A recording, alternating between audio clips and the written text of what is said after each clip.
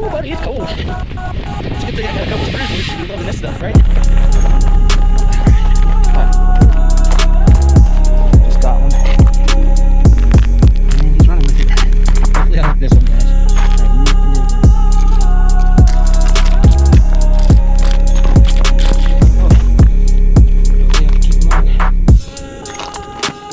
Fish pretty bad. Oh, no, stop. Dang it. I mean, fish is a fish, right? Can't be mad about that. But hoping to find a few more to take on. 13 or so inch largemouth. What's going on, everybody? John here from Bearded Outdoorsman Chronicles, just coming at you with another tip. And today we're going to talk about tip-ups. Some of you may already know that I am an avid ice fisherman. Admittedly, I don't get to do it quite as much as I would like all the time because I live in Pennsylvania. Some seasons we just don't get good ice. But thankfully, we've been blessed the past couple years and we've had some good ice and I've got to get out quite a bit. So the tip that I want to talk to you about today is a pretty simple one that I think a lot of people have already caught on to. But if you're not doing it, I would highly recommend that you start. So what I'm doing on all my tip-ups, and it doesn't matter what kind of tip-up you're running, this will translate and work across all different kinds of tip-ups, is I take a button and I thread that onto my main line. I just put it right through the holes on the button so it slides freely up and down my main line. And the reason why I do that is because that button now acts as my depth gauge.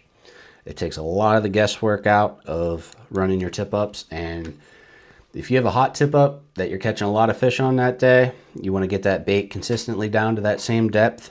And by running the button, you don't have to resound your hole every time. My initial setup is I'll drill my hole. I will put that heavy sound weight on the bottom of my hook and send it down my hole. So now I know how deep I'm fishing.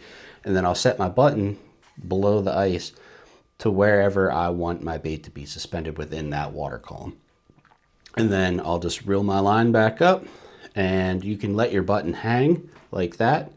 Or what I like to do is I'll typically put my button on one side, and you gotta be a little careful here because if you don't wrap it right and a fish takes it, your main line can get hooked under your button. So I always make sure that I put the button far to the one side and then wrap it to the opposite side to make sure that my button line does not get caught up. So you'll see here, fish takes it, button comes out, no problem.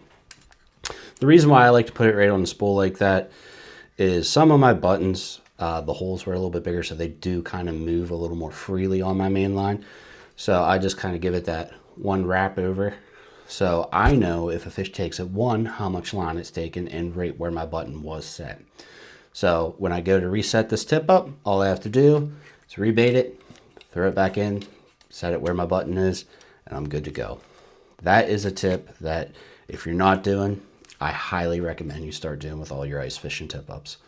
So until next time, thanks for watching and shoot straight.